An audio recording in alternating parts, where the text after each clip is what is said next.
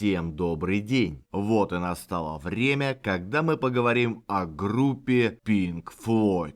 Это английская группа, чьих участников часто величают как главных и первых адептов психоделического рока. Именно благодаря слегка элитарному звучанию коллектив иногда относят к самой интеллектуальной музыке, с которой вы можете столкнуться в жизни. И неудивительно, ведь целых трое участников группы выросли в самом умном английском городе Кембридже.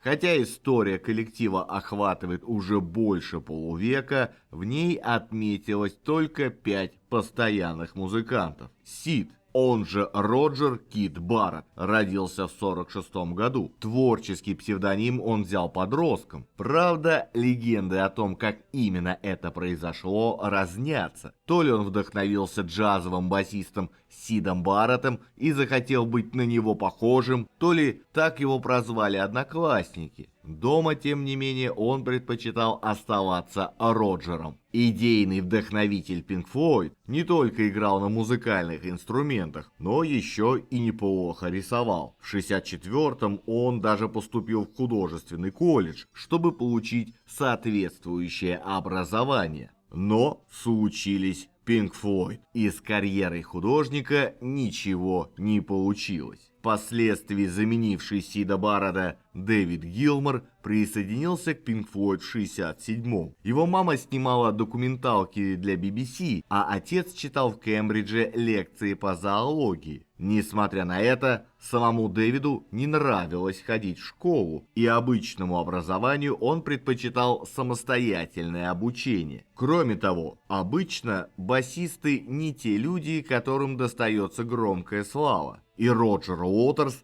наравне с Полом Маккартни опровергает это утверждение. Его отец погиб на войне, когда мальчику было всего 5 месяцев. Это сделало из малютки Роджера монстра политических дебатов и очень серьезного, умудренного печальными размышлениями подростка. Как ни удивительно, на политическую карьеру Уотерс не рассчитывал. Он подумывал стать инженером. Сдав тест на профориентацию, он узнал, что из него выйдет хороший архитектор. Тем не менее, время все расставило по своим местам. Ударник Pink Floyd – это Ник Мейсон. Как и Уотерс, поначалу он планировал стать архитектором, но вы и так уже знаете, что случилось. Помимо прочего, Мейсон мог стать автогонщиком. Он огромный поклонник как этого вида спорта, так и участвующих в нем машин. В его личной коллекции целых 40 Феррари. Ну и клавишник Ричард Райт. К музыке его привело довольно печальное обстоятельство. В возрасте 12 лет он сломал ногу и от скуки выучился играть на фортепиано.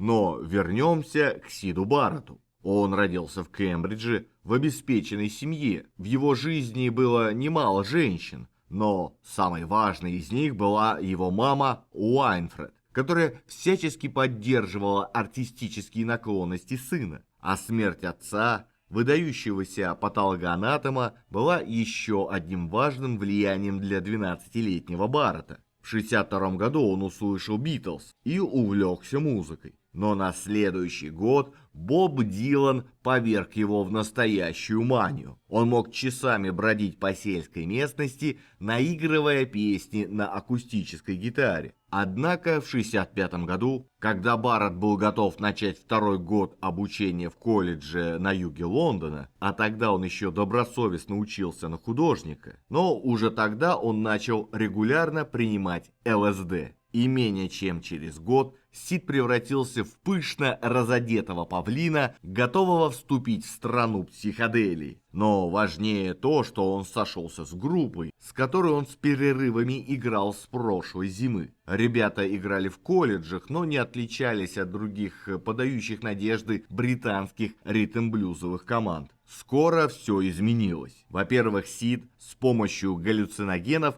понял, что реальность не более чем одно из состояний сознания и начал писать песни. Во-вторых, песни группы, которая остановилась на названии Pink Floyd, состоящая из имен двух блюзменов Пинка Андерсона и Флойда Каунсела, становились все продолжительнее. И в-третьих, они начали совмещать на концертах музыку с фильмами, слайдами и световым шоу, первыми в Англии. Своими еженедельными концертами они начали собирать огромные толпы последователей. Длинные импровизации на основе блюза закрепили за группой репутацию ведущей лондонской психоделической группы. Режиссер Пит Уайтхед, который знал Барретта еще по Кембриджу, рассказывал: Pink Floyd играли идеальную музыку для того, что происходило там. Люди шли на их концерты с головами полными кислоты, и это меняло восприятие времени. Публика терялась в музыке, как и сами исполнители. К тому времени Сид Барретт уже начал переходить от состояния постоянной поэтической мечтательности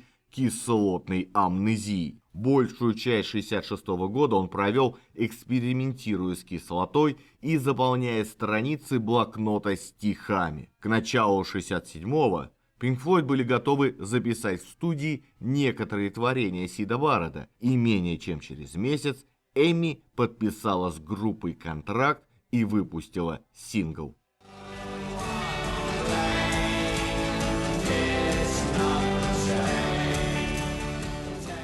Когда Битлз работали над своим эпохальным сержантом Пеппером, к ним зашли застенчивые молодые музыканты из соседней студии. Это были Pink Floyd, которые буквально через стенку записывали свою дебютную пластинку. Название альбома «Играющий на свирели у порога зари» было позаимствовано из любимой книги Сида Барретта «Ветер в ивах» Кеннета Грэма. Шедевр психоделического рока составили по-детски игривые гимны о причудливых космических пространствах, гномах, велосипедах, комнатах, полных мелодий и даже о домашнем питомце Сида по имени Сэм. Нашпигованные звуковыми эффектами, причудливые песни соседствуют с выходами за пределы пространства-времени вроде 10-минутной инструментальной пьесы Interstellar Overdrive с ее монотонным перечислением небесных тел, раскатистыми гитарами и неземным органом. Альбом достиг 6-го места в чарте и считается одним из лучших английских психоделических альбомов.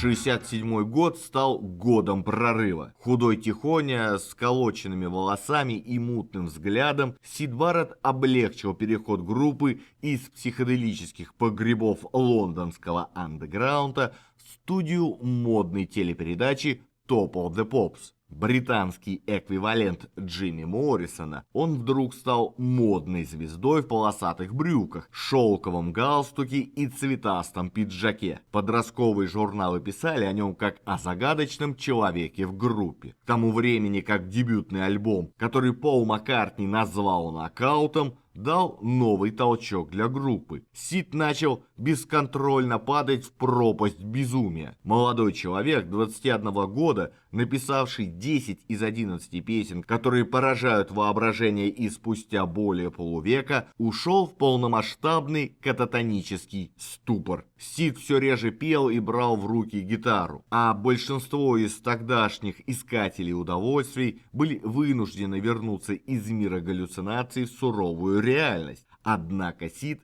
не покидал страну чудес. Истории о трипах длиной в неделю, когда поэт был заперт в шкафу для его же собственной безопасности, преувеличение, но не такое уж вопиющее. Бывало, что Сид запирал себя в ванной и был настолько не в себе, что не мог найти выхода. Неумеренное потребление кислоты привело золотое дитя психоделии к неизбежному эмоциональному коллапсу. И когда Сид не мог выйти на сцену, его подменял старый кембриджский друг, гитарист Дэвид Гилмор. Несмотря на то, что Барретт написал большую часть материала для первого альбома, для второго под названием «Блюдце, полное секретов», вышедшего в 1968 году, целиком он сочинил лишь одну песню под названием «Блюз для шумового оркестра». Песня состоит из 3 частей в разных тональностях и ритмах, так что слушатели решили, будто ее слепили из 3 недописанных отрывков. Ничего подобного. Сид Барретт так ее и сочинил, а сам альбом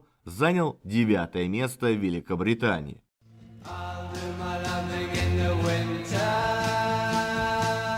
Из-за наркотической зависимости Сида Барретта и после срыва нескольких концертов к группе окончательно присоединяется Дэвид Гилмор. Сид исчез из вида, но продолжал писать. И с помощью того же Гилмора, который считал, что обязан Сиду, он издал сольный альбом, который был принят очень тепло и разошелся тиражом в 5000 копий. Босс и Эми даже дали добро на продолжение, и в ноябре того же года вышел еще один диск. Оба эти альбома стали классикой психоделии. Но после этого безумный гений сыграл 3 хаотичных концерта и уехал в свой родной город, чтобы вести жизнь слегка эксцентричного обывателя.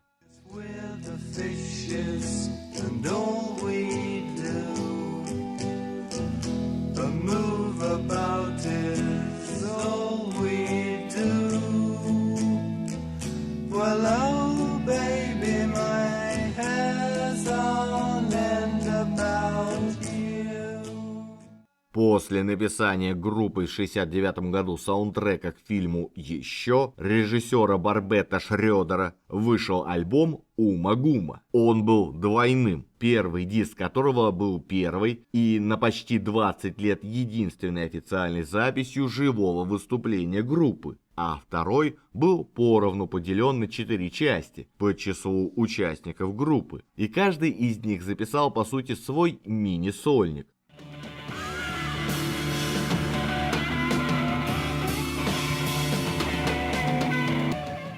В 1970 году появился альбом «Мама с атомным сердцем». Он занял уже первую строчку в Великобритании. Группа росла в музыкальном плане, и теперь для реализации идей понадобился хор и симфонический оркестр. Усложненная аранжировка потребовала привлечения специалиста со стороны, которым стал Рон Гизин. Он написал вступление к заглавной композиции, а также оркестровку альбома.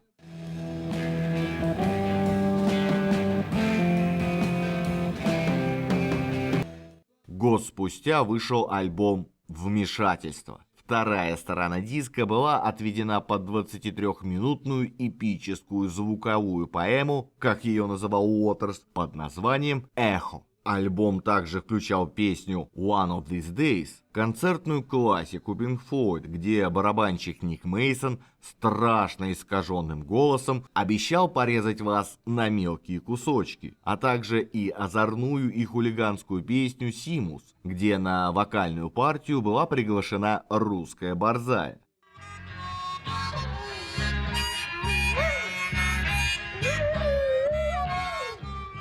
Следующий альбом группы был выпущен в 1972 под названием «Скрытая облаками», как саундтрек к еще одному фильму Барбетта Шрёдера под названием «Долина». И этот альбом является одним из самых любимых у Ника Мейсона. Но он занял всего лишь 46-е место в топ США и 6-е место у себя дома. После этого альбома и вплоть до 1987 года лирику пишет исключительно Роджер Уотерс, ставший лидером коллектива.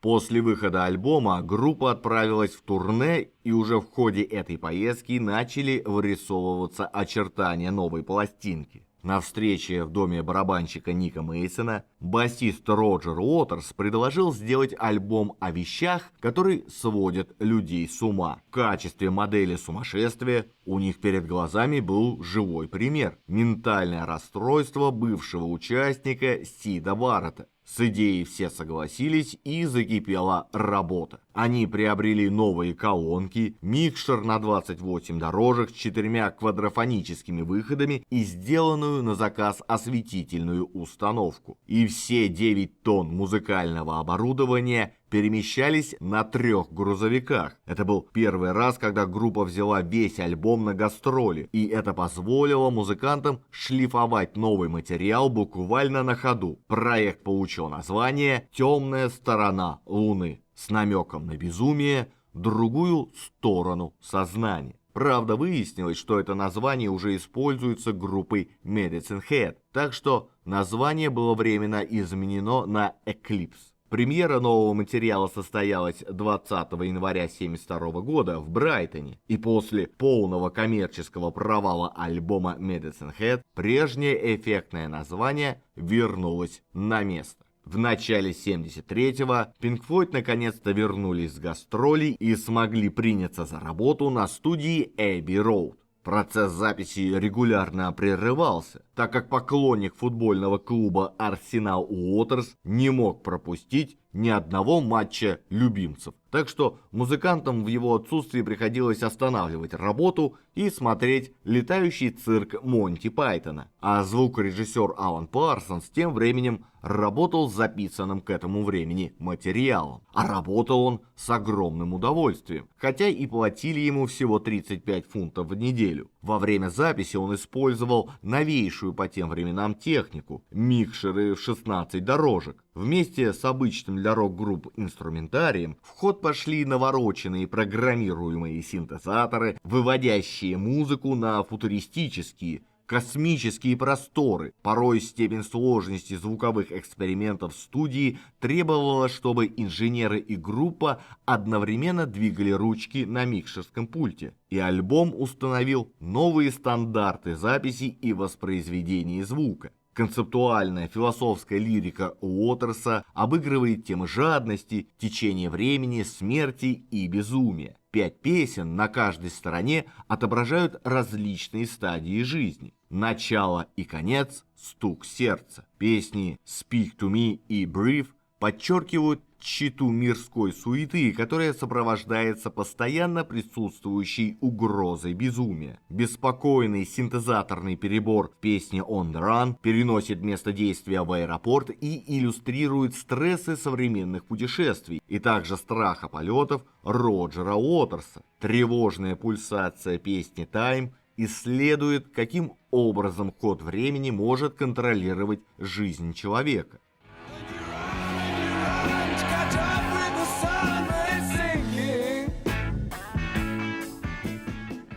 Вторая сторона открывается грохотом кассовых аппаратов, звуком рвущейся бумаги и звоном монет. Знаменитая композиция «Money» высмеивает жадность и потребительскую жажду. Гипнотическая баллада «Us and Them» описывает депрессию и сложные конфликтные отношения. А композиция «Brain Damage» рассматривает психическое заболевание в результате славы и успеха. Альбом заканчивается песней «Eclipse», которая призывает слушателя признать общие для всего человечества черты.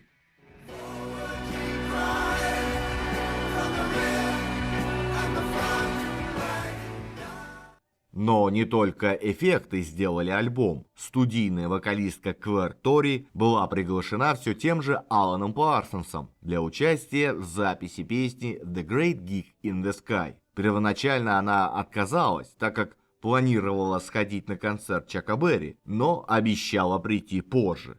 Музыканты обрисовали Клэр концепцию альбома, но толком не смогли объяснить, что именно от нее требуется. В итоге Клэр симпровизировала мелодию без слов для сопровождения эмоциональных фортепианных аккордов Ричарда Райта. Певица даже хотела извиниться за то, что спела слишком громко и много, но ребята были в восторге от ее пения. За свой вклад Клэр получила 30 фунтов, но в 2004 году подала в суд, утверждая, что она была соавтором песни и заслуживает соответствующих отчислений.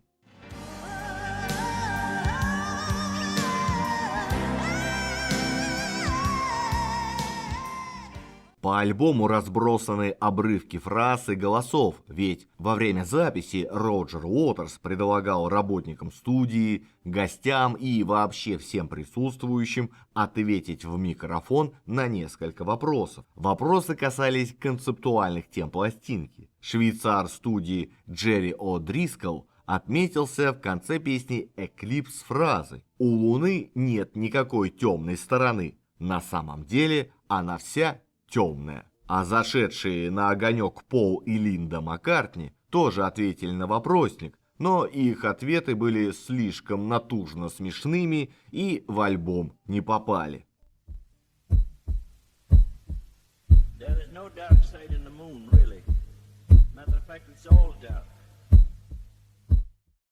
А если вам нравится ролик, не забудьте подписаться и поставить лайк. Если хотите послушать музыку, заходите в мою группу ВКонтакте. Там я собираю все треки из роликов, а в своем телеграм-канале я делюсь впечатлениями при их создании.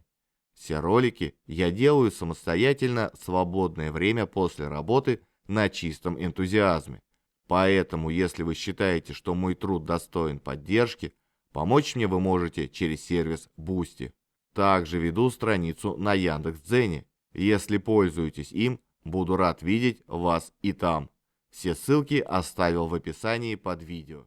Я думаю, что сколько бы ни стоила эта пластинка, ее все равно раскупили бы. Этот альбом и по сей день пользуется устойчивым спросом. Более 50 миллионов копий разошлось по всему миру, и продолжают расходиться новые миллионы. И если верить статистике, с 1973 года его постоянно кто-то слушает в любой момент. А в хит-параде лучших 200 альбомов в США пластинка продержалась более 15 лет. Согласно легенде, в Германии существовал целый завод, который штамповал исключительно копии этого альбома. И он сделал своих создателей богачами. Райт и Уотерс купили по громадному загородному дому, Ник Мейсон начал коллекционировать престижные машины, а Алан Парсонс начал долгую успешную карьеру.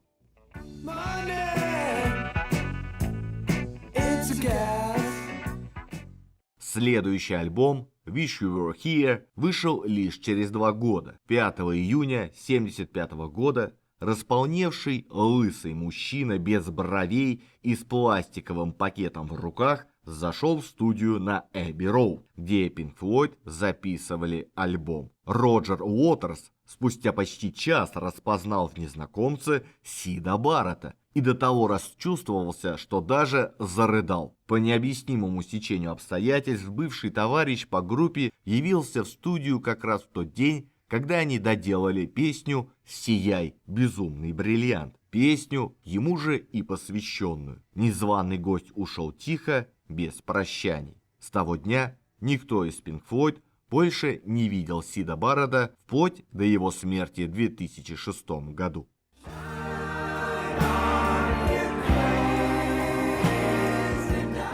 Ко времени выхода альбома под названием «Животные» в январе 1977 года музыка группы стала все более подвергаться критике со стороны нарождающегося направления панк-рока за чрезмерную надменность и уход от простоты раннего рок-н-ролла. Но им на это было все равно. Альбом содержал 3 длинные основные песни и 2 короткие, дополняющие их содержание. На самом деле, 2 ключевые песни альбома имели давнюю историю. Еще на концертах 1974 года группа играла композиции из будущего альбома. Они даже могли войти в Wish You Were Here, но не сложилось. Песни постепенно менялись, и Уотерс заметил, что их объединяет общая тема – изображение социальных слоев в аллегорическом животном виде. Подобную идею уже с успехом опробовал английский писатель Джордж Оруэлл в своей сказке-притче «Скотный двор»,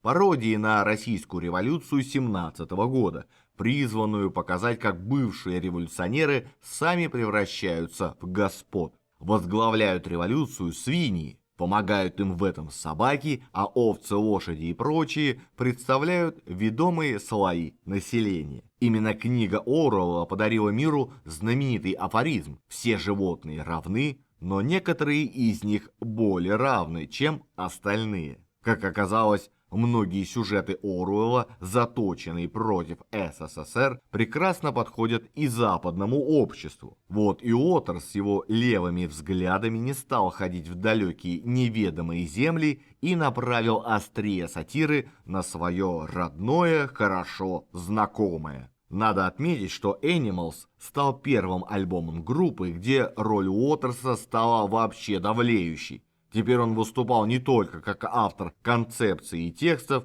но и как основной композитор. 17-минутная композиция «Собаки» занимала почти всю первую сторону пластинки. В образе собак Уотерс изобразил карьеристов, для которых вся жизнь проходит в неусыпной конкурентной войне. Либо ты, либо тебя.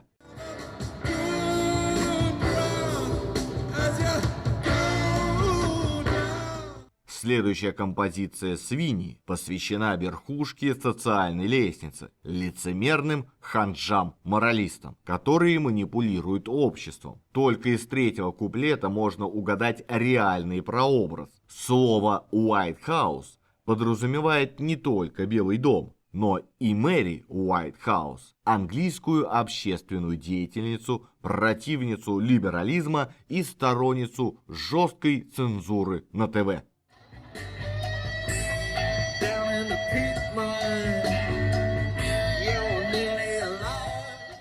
Ну а кого Роджера подразумевал в третьей композиции под названием «Овцы», думаю, понятно. Это весь остальной народ, обыватели, которые безропотно и бездумно следуют за свиньями. Несмотря на овечью тему, эта песня стала самой энергичной и яростной композицией альбома. Дело в том, что по ее сюжету доведенные до отчаяния овцы теряют терпение и поднимают бунт против псов. Однако изображение бессмысленного и беспощадного бунта заканчивается на пессимистической ноте.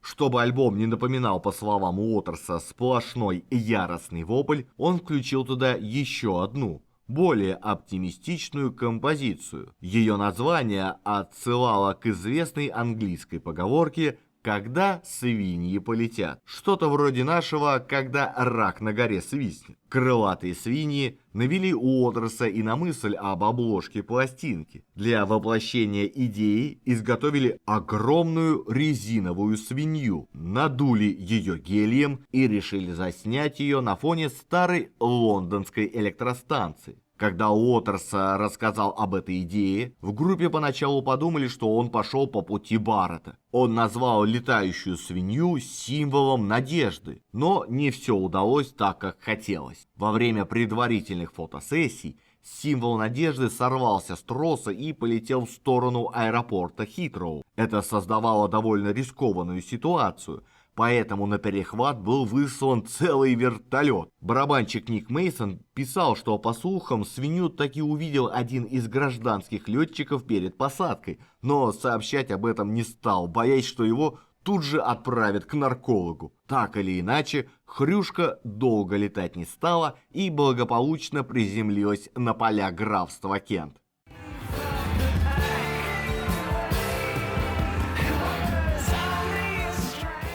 В последующем турне на концерте в Монреале Роджер Уотерс настолько был выведен из себя вызывающим поведением фаната из первого ряда, что подозвал его к себе и плюнул ему в лицо. Придя позже в ужас от собственной агрессивной выходки, Уотерс вернулся в гостиницу и тут же начал работу над новой альбомной концепцией, которая была посвящена той стене отчуждения, которая выросла между ним и зрителями в зале. Воображение музыканта нашло подпитку в его детских воспоминаниях, впечатлениях от потери отца во время Второй мировой войны и недавнего развода с женой. Через 2 месяца после окончания концертов основная канва была готова, и Уотерс задумал заодно сценическое шоу и фильм, но нужно было разрушить еще одну стену. Стену, которая возникла между участниками самих Pink Floyd. К 1977 году отношения внутри группы были далеки от идеала. К тому же у музыкантов начались серьезные финансовые осложнения. За год до этого они доверились финансовым консультантам из фирмы Norton Warburg Group. В попытке обойти суровое английское налоговое законодательство миллионы фунтов, заработанных группой, были вложены в рискованные операции. Деньги таяли на глазах, а налоги съедали доходы. В конце концов, фирма Norton Warburg испарилась, унеся с собой десятки тысяч инвестированных фунтов. Чтобы спасти положение, лейблы, издававшие Pink Floyd, предложили незадачливым бизнесменам солидную компенсацию, если к ноябрю 1979 года они сотворят чудо, договорятся между собой и запишут новый альбом. Долгий разговор в лондонском офисе привел к тому, что Роджер Уотерс, Дэвид Гилмор, Ричард Райт и Ник Мейсон все же решили пойти на эту авантюру. И у Уотерса уже была готовая демозапись с рабочим названием «Кирпич в стене». Его товарищи по группе были не в восторге, но выдумывать что-то новое совсем не хотелось, так что Pink Floyd взялись за этот материал. Однако вскоре между Уотерсом и Гилмором начались ожесточенные споры. Больше всего досталось песне «Comfortably Numb». Продюсер Боб Эзрин вместе с Уотерсом выступали за привлечение оркестра, а Гилмор ничего об этом и слушать не хотел, настаивая на скромной аранжировке с гитарой, басом и барабаном. Получилось как получилось. И удивительно, что идея использовать в Another Brick in the Wall голоса детей пришла в голову обоим. Звукорежиссер Ник Гриффитс отправился на поиски подходящего хора, решив, что подойдут самые обычные дети из обычной школы. Заглянув в ближайшую, он договорился с преподавателем и привел в студию целый 4 класс. А позже в прессе разгорелся скандал, когда выяснилось, что детям не заплатили, пообещав бесплатные уроки музыки. В итоге пришлось заплатить и самой школе, а Роджер Уотерс самолично проследил, чтобы каждому ребенку досталась копия альбома. А композиция стала всемирным хитом, хотя песня с ее критикой школьных порядков была запрещена, к примеру, в ЮАР, когда школьники сделали ее своей песней протеста.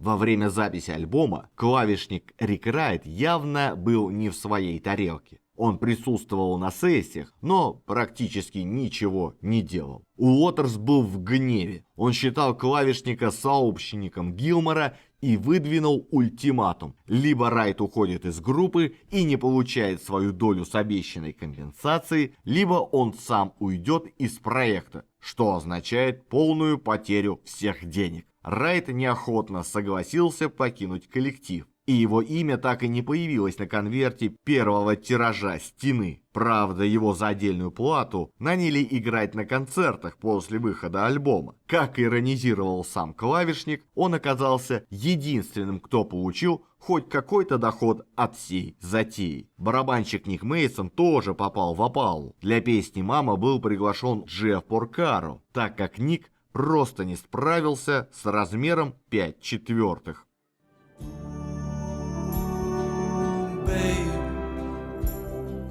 Интересно, что даже в подобной нервозной обстановке музыканты записали столько материала, что альбом вполне мог выйти тройным. Продюсеры опасались, что такой альбом будет слишком дорогим, и настояли на сокращении его до двойного. В результате пришлось резать по-живому. Некоторые строки и куплеты были сокращены, другие соединены в одно целое, некоторые готовые песни пришлось оставить в архиве. Путаница дошла до того, что в последний момент порядок и состав номеров на пластинках не совпадал со списком на конверте. Когда обложки уже находились в типографии, из альбома пришлось удалить песню «What Shall We Do Now?», хотя ее слова на обложке остались напечатаны, а текст песни «Hey You» напечатан на обложке оригинального альбома не по порядку следования композиций. Чтобы успеть в срок, последние штрихи делались в попыхах.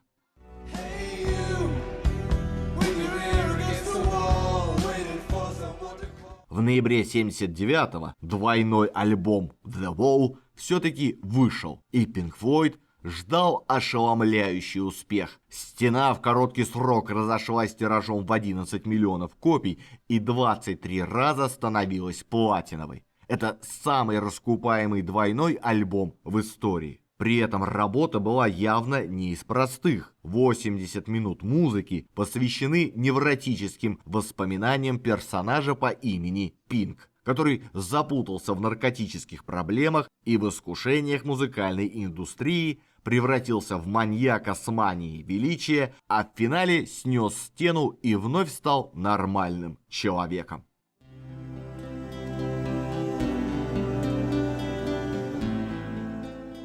Группа поехала в турне с шоу по мотивам альбома. Политический карикатурист Джеральд Скарф, который оформил обложку альбома, создал серии анимационных фрагментов и огромные надувные куклы для этих концертов. Половину выступления ребята играли из-за 12-метровой стены из картонных кирпичей на сцене, на которую проецировались мультипликационные ночные кошмары самого Скарфа. В концовке шоу стена рушилась, и на сцене взрывался аэроплан. Так как постановка была крайне сложная и дорогостоящая, это шоу исполнялось только 31 раз в 4 городах: в Лос-Анджелесе, Нью-Йорке, в Дортмунде и в Лондоне. Гилмор и Мейсон пытались убедить Роджера Уотерса расширить шоу для более прибыльных и массовых стадионных турне. У них не было сомнений, что они принесли бы миллионы. Но Уотерс отказался наотрез, так как вся суть стены была в проблеме расстояния между художником и его аудиторией. В тот момент отношения внутри группы были на рекордно низком уровне. Музыканты разными путями добирались до места концерта, а Уотерс вообще селился в отдельном от всех отеле. Но большой фанат Pink Floyd, режиссер Алан Паркер, обратился к Эми с предложением адаптировать альбом и сценическое шоу в фильме. В июне 1981 года в Лондоне вновь были организованы концерты. На этот раз для киносъемок. Было решено, что фильм обойдется и без участия музыкантов, зато с мультипликационными фрагментами и сценами с профессиональными актерами. Уотерс написал сценарий и видел себя в главной роли Пинка, но не прошел пробы. Роль досталась музыканту Бобу Гелдофу, который первоначально счел сюжет полной чепухой. Однажды он во время поездки в такси в красках высказал свое мнение о проекте своему менеджеру и о том, что он согласился только ради денег, не подозревая, что водитель такси – брат Роджера Уотерса. Съемки проходили в процессе постоянных споров. Уотерс, Скарф и Паркер тянули одеяло на себя, так и сяк интерпретируя сценарий. В итоге Уотерс взял 6-дневный отпуск во время съемок, а когда вернулся, то обнаружил, что Алан Паркер поменял части фильма местами по своему вкусу. Был скандал. Паркер пригрозил уйти, а Гилмор пригрозил Уотерсу, что другие участники группы являются полноправными акционерами предприятия, так что претензии неуместны. По окончании съемок все создатели стены расстались, неудовлетворенные результатом и крайне недовольные друг другом. Фильм был показан на Каннском кинофестивале, и он до сих пор впечатляет своей болезненной образностью. Где еще увидишь безликих детей в школьной форме, которые под звуки всемирного хита двигаются по конвейеру и валятся в громадную мясорубку? После этих колоссальных сложностей Pink Floyd стали почетными членами Американской национальной ассоциации дистрибьюторов кирпичей. Но это никак не помогло сохранить отношения внутри группы. В 1983-м появился альбом The Final Cut. Более мрачный, чем «Стена», этот альбом пересматривает многие ее темы, а также обращает внимание на проблемы, которые как были актуальными, так и остаются по сей день. Сюда вошли недовольство и злость Уотерса на то, что Британия участвует в Фолклендском конфликте, в композиции «Мемориальный дом Флетчера». Тема трека «Два солнца на закате» — это страх перед ядерной войной. И несмотря на противоречивые отзывы об этом альбоме, он имел успех и вскоре после выхода стал платиновым. Наиболее хитовыми композициями по версии радиостанций были композиции «Сон артиллериста» и «Не сейчас, Джон». Трения между Уотерсом и Гилмором в период записи альбома были настолько сильными, что они никогда не появились в звукозаписывающей студии одновременно. С этим альбомом группа не гастролировала с концертами, а вскоре Уотерс официально объявил об уходе из группы.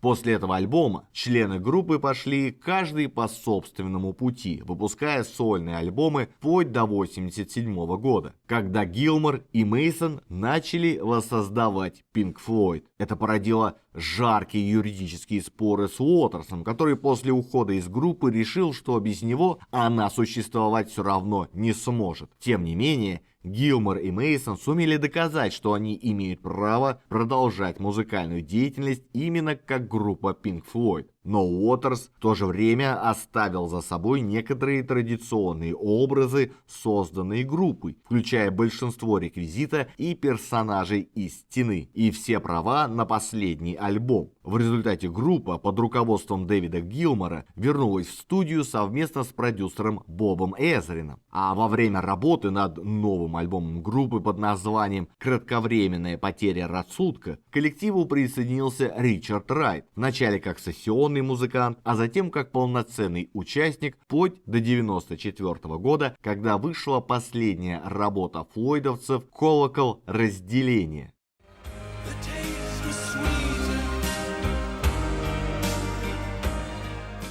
С 1994 года Pink Floyd 20 лет не выпускали студийных материалов. Члены группы занимались по большей части собственными проектами. А в 2006 году вследствие осложнений диабета скончался Сид Барретт. А в 2008 от рака скончался и клавишник группы Ричард Райт. Лишь в 2014 вышел новый альбом, который, как было представлено, являлся лебединой песней Рика Райта, а также он послужил финальным аккордом в истории коллектива.